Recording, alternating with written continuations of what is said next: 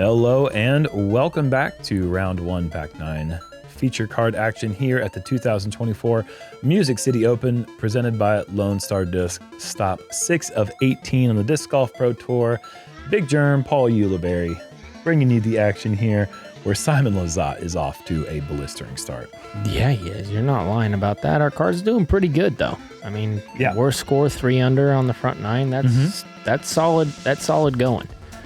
Back 9, I feel like, is the more scoreable 9. And so all of these guys have a chance to do something special. With you can see Simon, Paul Oman, 7 through 9, but you got a bunch of people right around 5 under, which tells you that 3 under mark on our card is pretty good. Yeah, and the only blemish we had in the front 9 was from a putting hiccup. Other than that, players are doing a pretty good job of keeping it in bounds, and when they do go out of bounds, they've been saving par. See if this back 9 causes them any trouble as we are flying over hole 10. This is a par 4. This is a new hole, 783 feet. The play is a little bit low ceiling off the tee, but the hyzer play is in. Then from there, it is a big forehand around this row of trees. There is a chance to go big off the tee and then maybe go backhand hyzer around the hedges, but I think more players than not are going to go backhand hyzer, forehand hyzer. Hughes is going to go with a flip up. This does need to slow down. I think that little drop, oh goodness, that wasn't even close to being in bounds, I don't think. Or is it? No. Oh, that can't be in bounds. He hit a barn. Is it in bounds? No, it's out of bounds. No. That hit a barn. Oh, you can see Simon just narrowly crossing in bounds. Yeah, shake that off.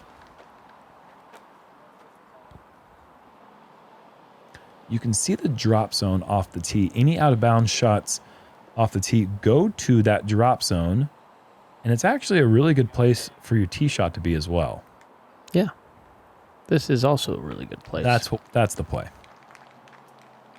Depends on what you're trying to do. If you want to go with the sidearm, you want to be a little lower on this. Lower on the hill is good.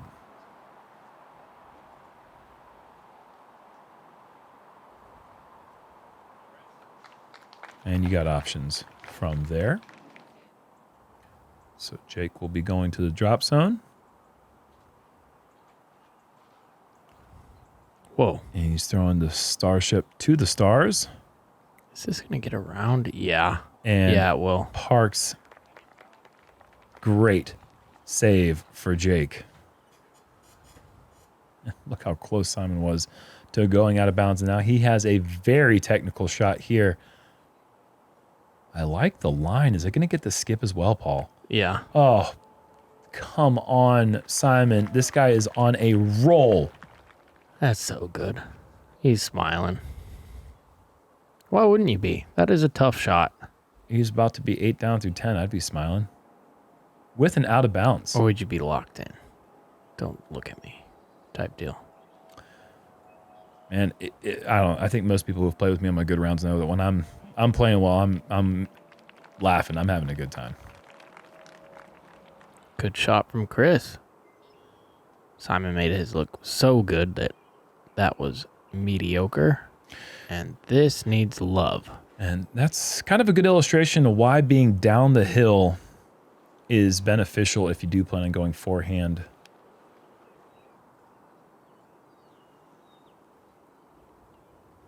That being said, Ben had plenty of space to work with and just released it a little bit early. I like the bid. Yeah, totally. Had good height coming in and still stayed right there outside bullseye.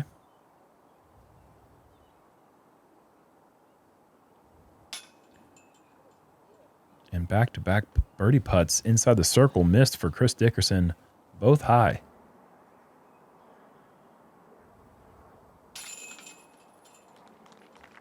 So we'll have pars for 3 of the 4 players, and Simon, after that brilliant approach, is left with just that for the birdie. Yeah, Simon looks like he's been heating up. Good tournament last week. Had a chance down the stretch. Totally. And would have had a really good chance down the stretch if he had cleaned things up round 1 on hole 18, turning a birdie into a double bogey, I believe.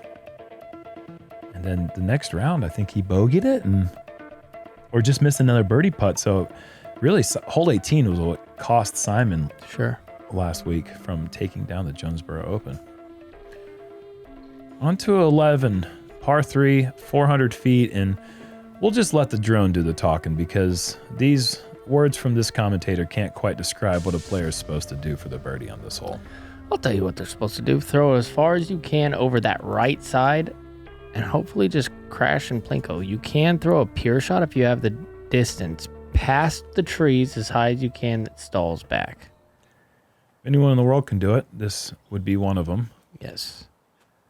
Just like this is what you do right here. This looks great. Does it have the distance? There you go. Yeah, like that. That's a pure shot. That's wild. Oh, I mean, it's 500 feet of height and angle control. This is 2 inside, I think. Just flipping up, but it doesn't appear to have the height. Yep. I lied. Well, that's the thing. If it's lower like that, it's going to go deep. Correct. Yeah. The height is the distance regulator. Yes. Also, if this gets through, I think deep. I really hate my hole breakdown now. This is getting annoying seeing how many players are getting clean open access for the birdie. This hole is way trickier. That's why you got me, bud. But you were with me. I mean, this hole was one that was highly scrutinized in practice. Well,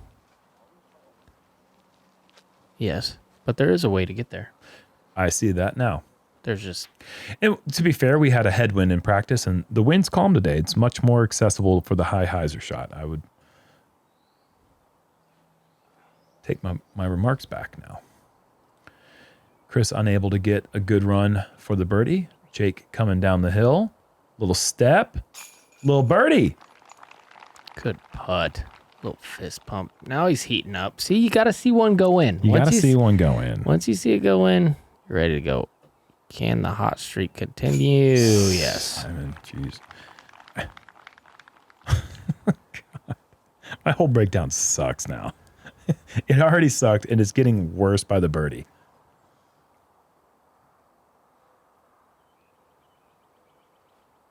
All right, you animals. 3 of the 11 birdies on the field. We just saw about a quarter of the birdies, more than a quarter of the birdies of the entire field on this one card alone, okay? Oh, Jerm, I have your back. This hole is absolutely atrocious. Atrocious. Yeah, I got your back, dude. It is bad, but that doesn't mean that there's not a way to get there. And these players are going to figure it out, and they did. Well, I mean, Simon, Ben, and Jake all in the top, I'd say 10 in the Disc Golf Pro Tour as far as distance and power, precision power index last season. Those guys are all in the top 10 in that statistical category.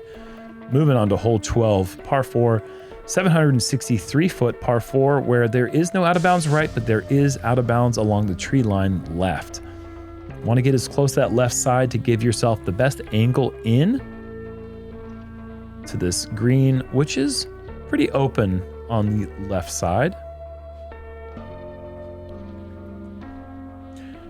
I think the play is just get one high with something overstable with Anheuser and just let it fight back left. Yeah, I don't even think it needs to fight back. Oh, Simon just lays into going right. And I mean, there is a right side hyzer play, and the spectators are not thinking they were going to be interacting with Simon's drive at all. I worry about him and look at this being in the trees over there. The spectators are like, are we on the right side of this stake here? What side are we supposed to be on right now?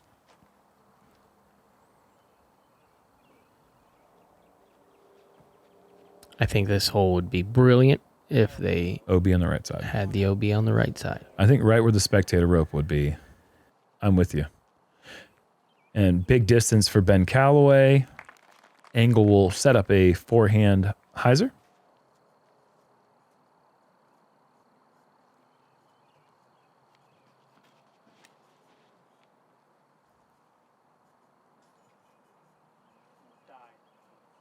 This one looks like it's going out and around. Oh, no. And it is out around there.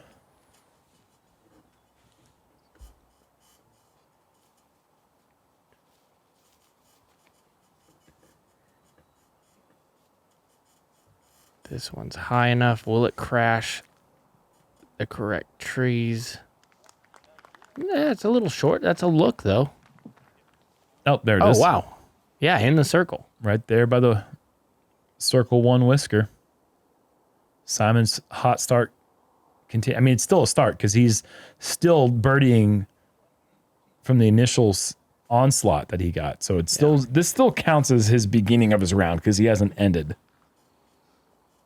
You know what I mean? He's still on that birdie roll. Mean? You know what I mean? Yeah. Like, for instance, Brian Schweberger, if you started off your round with like nice shot from Jake, if you started off with like 5 or 6 birdies in a row, he wouldn't say anything until you got your first par, and then he'd say, nice start. And you could be like 17 holes through, and he would say, nice start after you finished. I got you. You know what I mean? I know what you mean now. All right, thanks. I know it didn't make any sense. This is coming in. Is this too far? It is, but catches the brush, and that's well in the circle. I'm wondering how tight the line is. Oh, there's no tight line at all. Simon to get 10 under through 12. Keep it going, young fella. That is so good.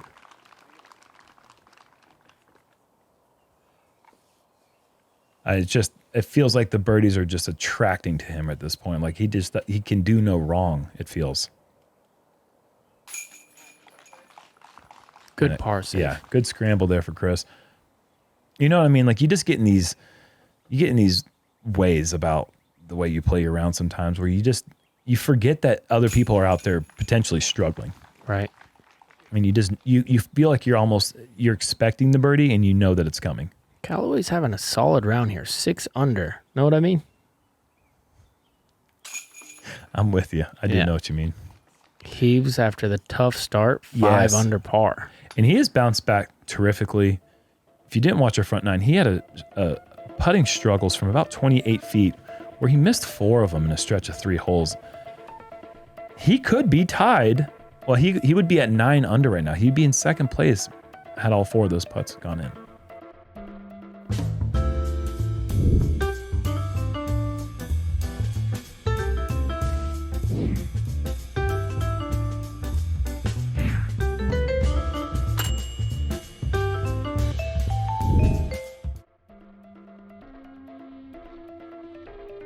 This is a tricky one, folks.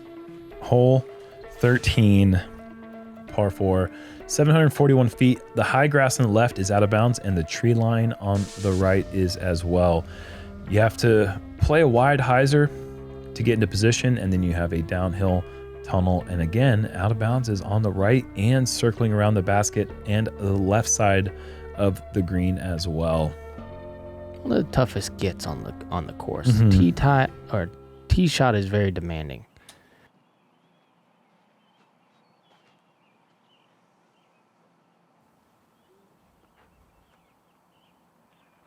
Simon just putting it in bounds. That's going to be a tough shot from there. Yeah, he's short of the optimal landing zone. This is the play, I think, to give yourself the best angle, but it does get a little scary if you try to do anything other than just a pure hyzer. Right, you try to flip it at all with the way the fairway slopes. It wants to pull you left. That's correct. Don't ask me how I know. Slow down. Slow down. Ben. Yeah, good. That's going to be a really nice straight shot. Probably in the 330 range. Really tough shot because of the way the fairway lines. Hard to get something to late flip in time from his spot. Yeah, if you're throwing it back in. It could be more like, see, that one's going to be in the 370 range, if not more. All 4 players in bounds. This is a bullet. Just got to watch out for these branches here. Chris has thrown a gem. Such a good drive right there.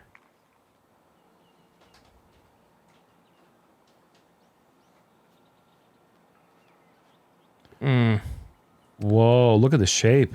It needs to slow down. Yeah, that's true. Oh, the redirection. Beautiful. I can just hear, what is it, Packard from the NCAA with a little kiss. Too straight, I think. Those don't give you much. Yeah, there's no friendly redirections off the right side rough.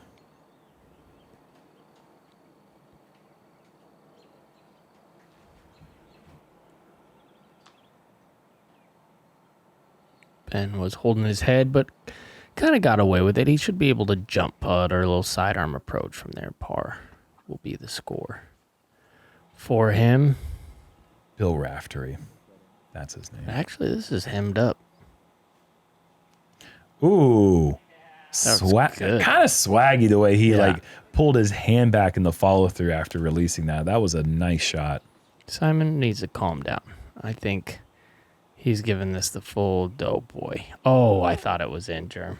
It looked so good, Paul. Great effort from back there. 70 feet. He's not scared of anything right now. Why should he be? Dickerson on a long par streak. Not anymore.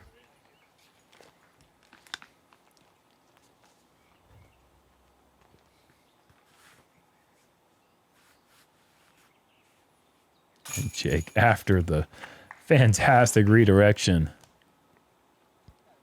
gonna take a birdie and go 5 down in the last 6. And that's the way you get things going.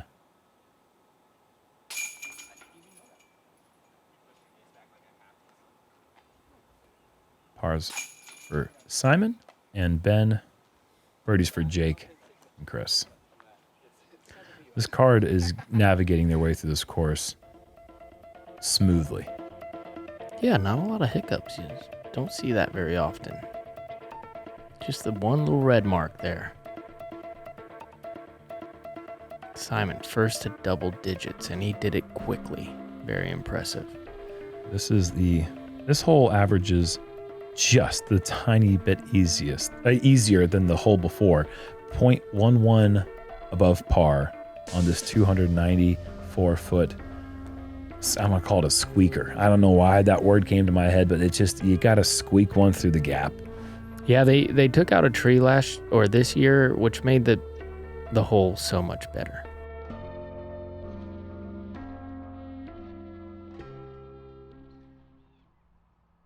Well, finally going to get a check-in here with Paul Oman, who just shredded the front 9. And look at that. Hole 14. Keeping it going. That gets him to 8 under par, and he's all smiles. He's all smiles anyways.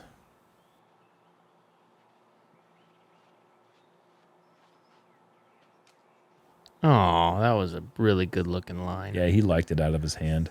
It's okay. He got a nice kick down in the middle of the fairway. Chris going with the standstill, it looks like. Weight shift good. Annie good. Whoa. Careful. Gonna get a bird out of it. Wow. Way to control the throw through the slip. Watch this. He follow throughs right here. Okay, so the release was way out before the slip, but this shot was ideal.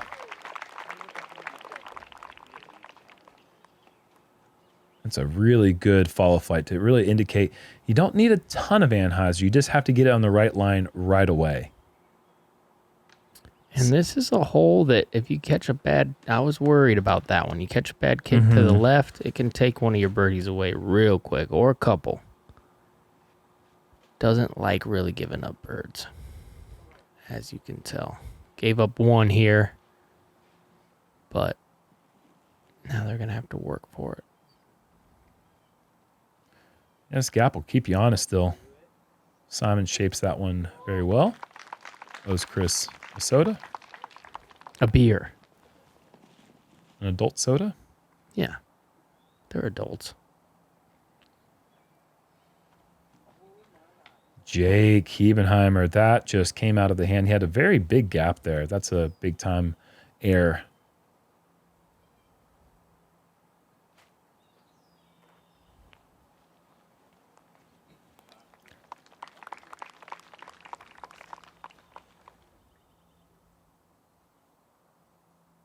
Yeah, kind of lucky to stay in bounds here. See if he can hit another stepper. Drop. Follow that one under unforced air for Hebenheimer. Seems like the only ones he has. Yeah, right. He makes the really hard stuff look really easy. Mm-hmm. And the real easy stuff look easy too sometimes. Yeah, a lot of the time he makes those look easy. Bullseye birdie for Chris. Couple in a row now. That gets him to 6 under par. And Ben has that tap in for his par. Now we get into the gettable stuff, though. Yep.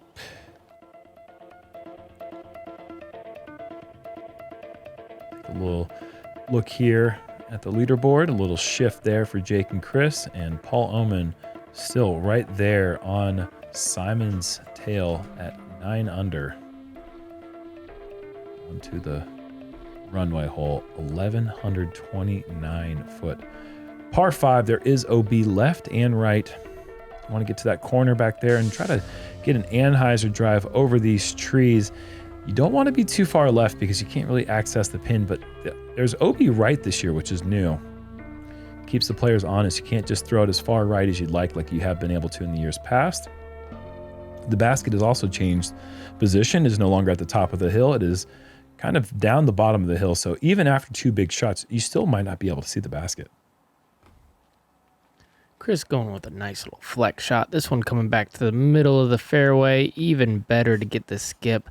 You want to be as close to the left side as possible. That's what you're trying to do, but that's scary. So you're actually just trying to throw it in the middle, and then you're like, dang, why didn't that get farther left? Simon really forcing the issue, just kind of throwing a beeline straight at that left side and getting painfully close to the OB line, but in the end, it's right where you want to be. I'd say uncomfortably close. Maybe not painfully close, but I bet he wasn't certain of the result until the fans started giving him applause.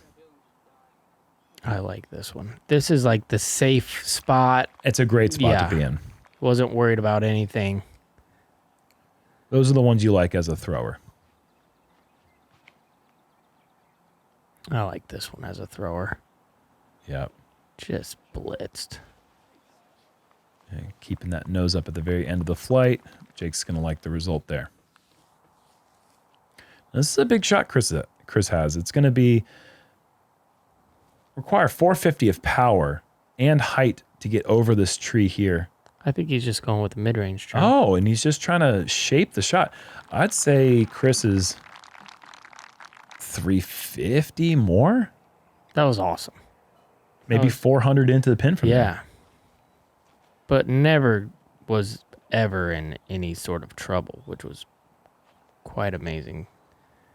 And Simon goes the big hyzer play, sacrifices distance as opposed to going the big Anheuser flex shot, but he's got to play. And look at this. Big forehand here for Hebenheimer. This is also setting up a long approach.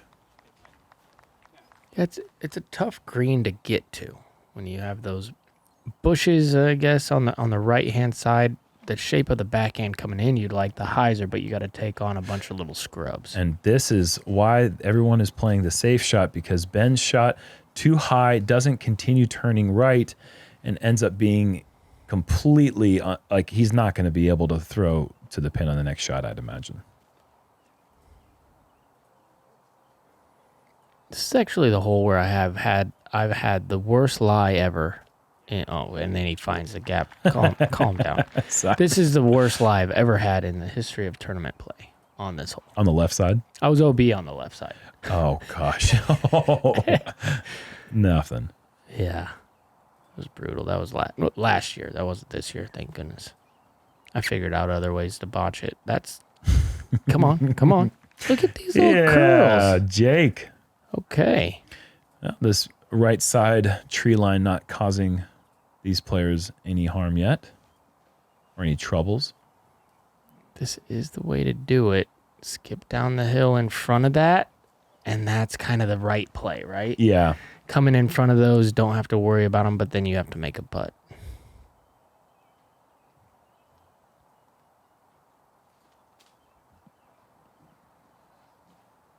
You'd kind of want that to be even farther to the right, because that's still going to be pinched. Yeah, I agree. He's going to have to go backhand putter, but try to keep it tight to this left side, because this is going to be bringing these trees into play. Yeah, that's not an easy putt. Oh, wow. This would be a killer par save to make this one. That all comes down to that second shot. The other three laying up into position. Ben trying to get a little more distance and it ended up costing him. See, I think the bogey came from this third shot. Oh, another lift for Chris. You know, not pushing it towards that OB line to give him like a straight forehand in there. Sure. But all in all, that's how bogeys happen. Things you don't expect to do. You're just trying to get to the fairway. Simon's getting through from 400 back. Yours is hitting stuff from 250. Jake. Yeah. Yeah, Jake. Good bounce back birdie. Back to 6 under. That's what he does, man. He just gives himself opportunities hole after hole.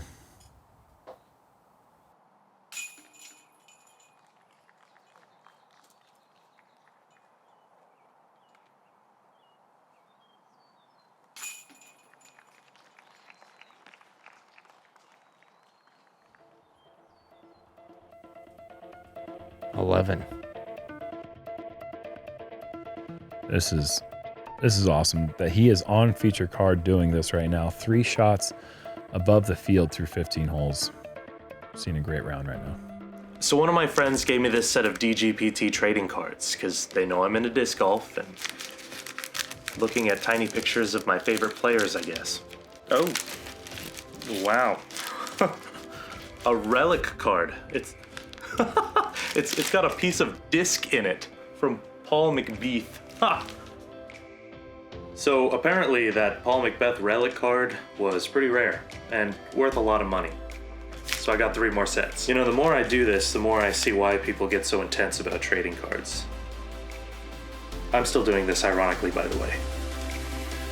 Oh my gosh. 6 time to 20, on card auto, case hit, bookend. It's gotta be at least a 9. Look at how perfect that is. Those sharp corners. 3 big hits, only 2 dupes. Oh, this box was a banger. I'm definitely sending this in. I'm buying all the Heimberg I can get my hands on. So if you see something...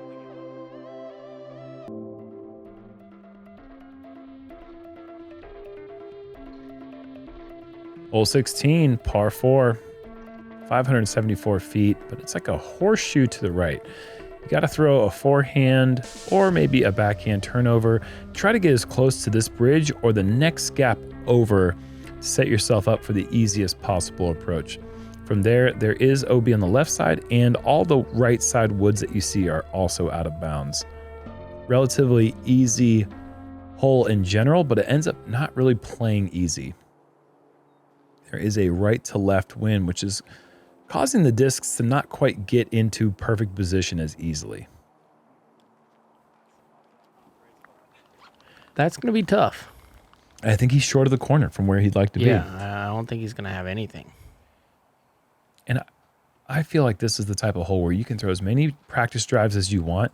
You can never really quite know how good your shot is going to be. Like that shot's fine, but Jake would like to be another 10 to 15 feet longer. And it's just, it's tough because it's a completely blind landing zone. I won't say Simon has nothing. There's always going to be the over the top Anheuser play, but it is so dangerous. I don't know where that one is either.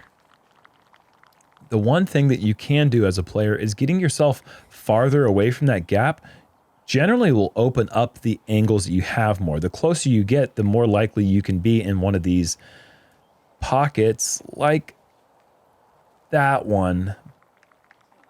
But if you're 10 feet back, you have ways of getting around it, if that makes sense. Oh, here you go. He did get the short gap, so he's going to be able to play a hyzer to circle's edge.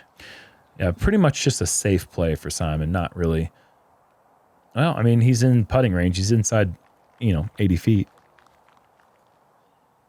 But a very safe play for Simon, just taking away the bogey.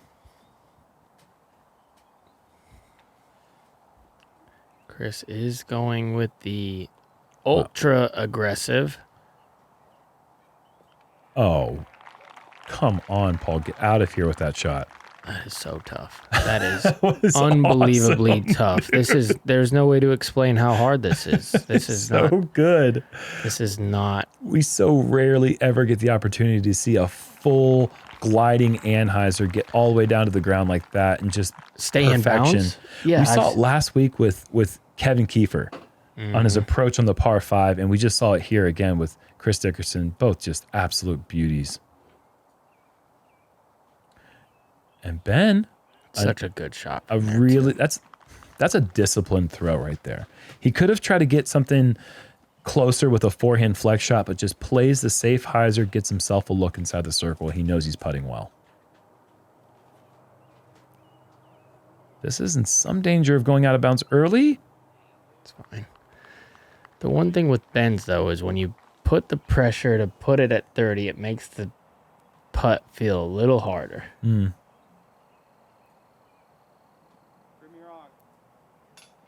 It's the kind of day he's having, man. Everything has a chance.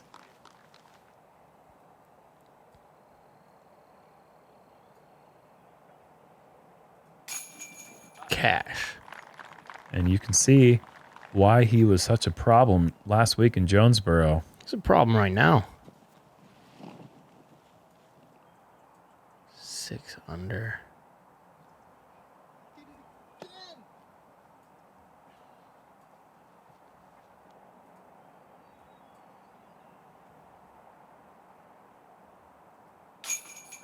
Good putt. In for the par.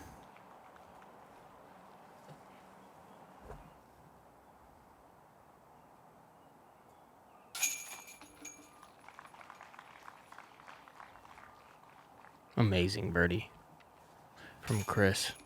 I'm just blown away at the even to have the idea to try to execute that shot. And I'm telling you, I was almost in the same spot, and I was like, there's no way that this could get close. The only bad things could happen. and he just finds a way to make it work. Incredible birdie for Chris Dickerson. Hole 17, another par 5, 972 feet. Landing zone here. Approach shot anywhere in here. You're going to see people land at the landing zone off the tee and then sidearm to that gap, and then another sidearm around to the green. Obviously, with all the different players and styles, you're going to see them get to those landing zones all kinds of different ways. Here's Ricky to show you another way. Just short of the corner. Yeah, he's going backhand turnover into the good spot. The second shot really is just a layup. I don't care how good your drive is. You're never, unless you're in the perfect spot and you want to go for the eagle, which is just kind of wacky, everyone's going to be trying to play to essentially where Ricky is right now. That's it. And from that spot, it's somewhere in the 270 range. And you got to be able to get up and down from 270 in this sport. And Ricky does, and that's pretty much how you get a birdie. 8 under. And that's also how you get to 8 under. Paul Oman. Now here's that other play. You can go out wide a hyzer. You can risk taking a 12. And the hyzer play, and that is in a really bad spot. So Paul's going to have to go another hyzer play. And that's also in a not great spot. Hyzer again.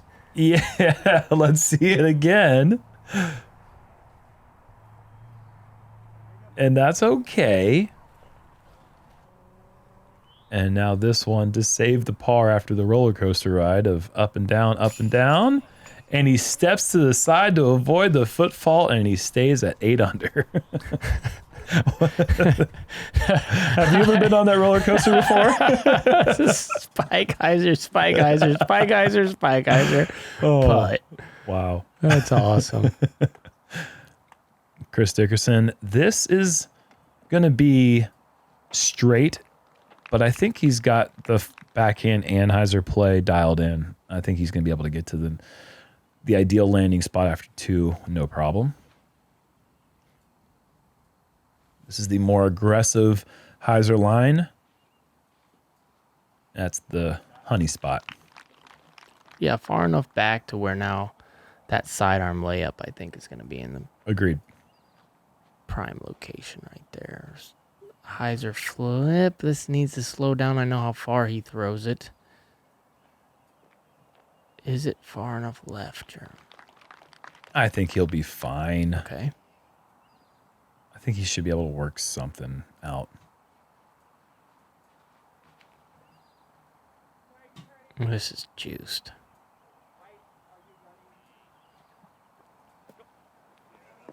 And now you got to watch out for those.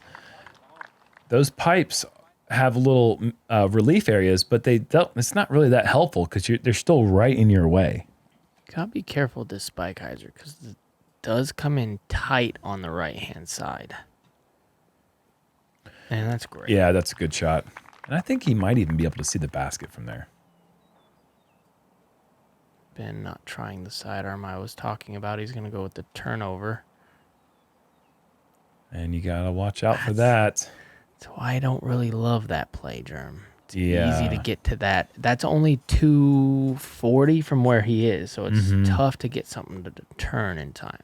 I like that Simon's going with the standstill, but also worried about that edge. I like this. This is short enough that I don't think. That's great. Yeah, he wasn't getting overly aggressive. Again, you just have to get around the corner in 2. The tee shot is important just to avoid going out of bounds, but really the second shot, getting yourself into position, is all you need to do on this hole. He keeps going for it. Well, he's in a spot where he actually has an opportunity, and there's a lot of room left to stay. Yeah. I mean, that's awesome. That's a putt. That's a 60 putt feet. for eagle. 65 feet, 70 feet. Yeah. That was incredible. And if you're not making putts from 25 feet, then give yourself eagle putts from 60 because more than likely you're going to get your birdie. Simon, gonna have to earn it. Goes with the big spike hyzer. Now Ben, once again, finding him a spot in the back 9 where he's got to pitch backwards even on the par 5s. Just the second shot on these par 5s has cost him many strokes. Now this is a really tough shot that he's going with. The backhand straight shot. Does it fade? Oh, whoa. Know your disc. That was beautiful. So good. Still has to make that for the par to avoid going bogey on the back 9 par 5s. I like this position better. Yep. And he was able to see the basket, goes high flex. This is going to be great. Wow. And just so little energy by the time it gets to the ground. As long as you get the distance right, the disc is just going to be tired. This is in circle too. Come on. And draws a piece of the top as it goes by. But what a second shot to be able to pull off the eagle bid. Ben Callaway just 100% in the circle, and he's landed at circle's edge countless times this round. It's not been a one.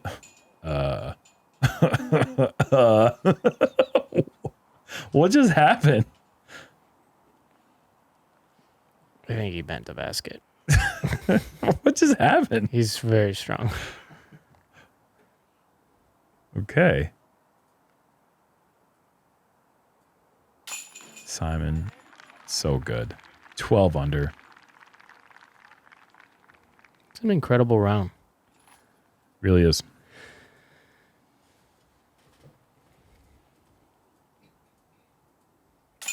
Yeah, what I was trying to say before Ben checked the basket was that it's not like one of those rounds where he's 100% in the circle and he's made a bunch of putts like what Jake has here. Right. He's had to earn every single one of them, it seems like. And it's like those kind of rounds can be stressful, but Ben has showed no signs of concern on any of these putts. What a second shot. What a well-played hole for Jake. Absolutely. Easiest birdie you can get right there. Going to the final hole. Look at this. Jakub Semerad from the Czech Republic shooting a 10 down. Goodness. He just kind of came out of nowhere. We were talking about Paul. We were talking about other players, but there is Jakub putting down a double digit. Going into 18 downhill par 3, 520 feet. Avoid the stump. Somehow maybe crash into some of these rows of trees here and try to get yourself a putt. There is a slight headwind. And we are going to take a look here at Jakub trying to get to 11.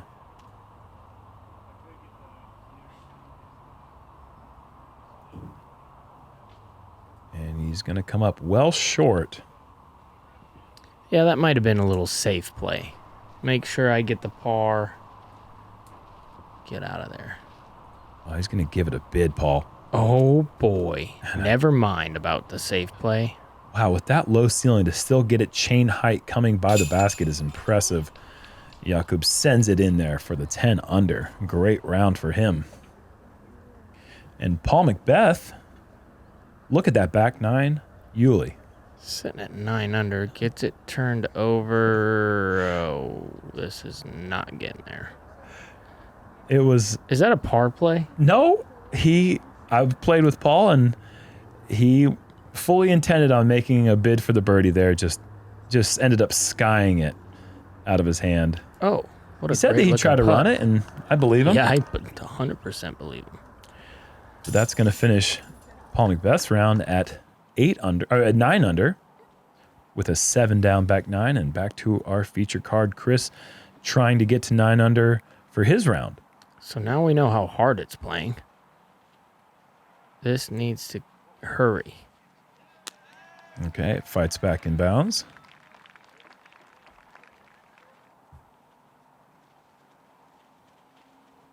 Simon gets the 13. This would just be, I don't know, super high rated. Yeah, one of the best rounds of the year so far. It's going to require a big putt, but man, he has been dangerous from distance this whole round.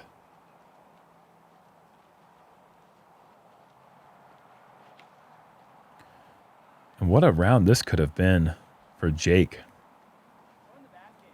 Still an opportunity to close. Yeah, it certainly can. Just outside C1. It's just been throwing the disc so well all around. Only a couple of throwing errors all day. Oh, this is beautiful. If it can get in front of that pine. It does. It does, and it skips his spot. To his spot. Yeah, that's right. Been an opportunity to get to 7 under. Ooh, Chris barely inbounds. This is a tricky little approach. Go in. Oh, goodness. Sit. Really skimming the top. Had a little snack on the ground there.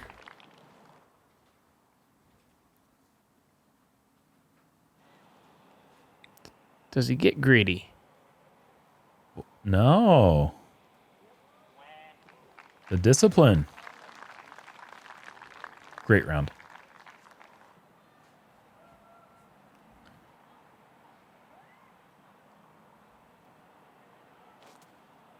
Jake finishing with the birdie, the step, and he loves it. I love it for him.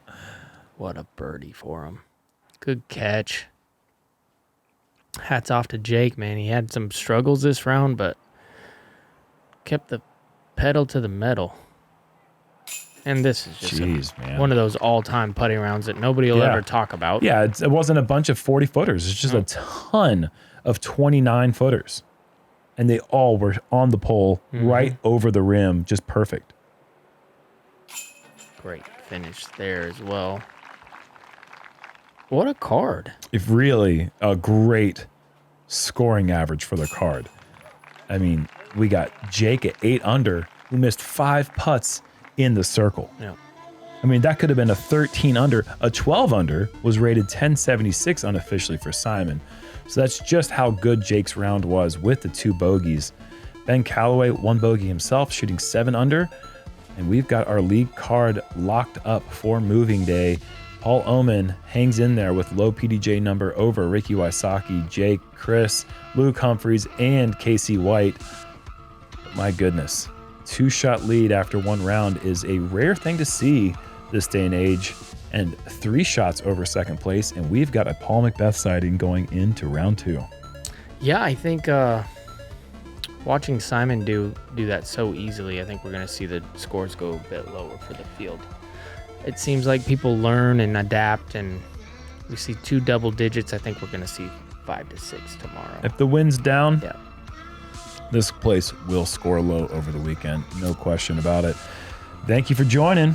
We'll see you guys tomorrow. You got something else to say? I was going to say something. Please, this is your time. Be on the lookout for that guy, Paul McBeth. People been talking crap, and he's on the lead card. That's all I'm saying. That's all I'm saying. I'm excited to watch him tomorrow. That's for sure. Thank you, Founders Club. Thank you for watching, even if you're not in the Founders Club. We'll see you tomorrow. But become a Founders Club member. Yeah, do that. Why not?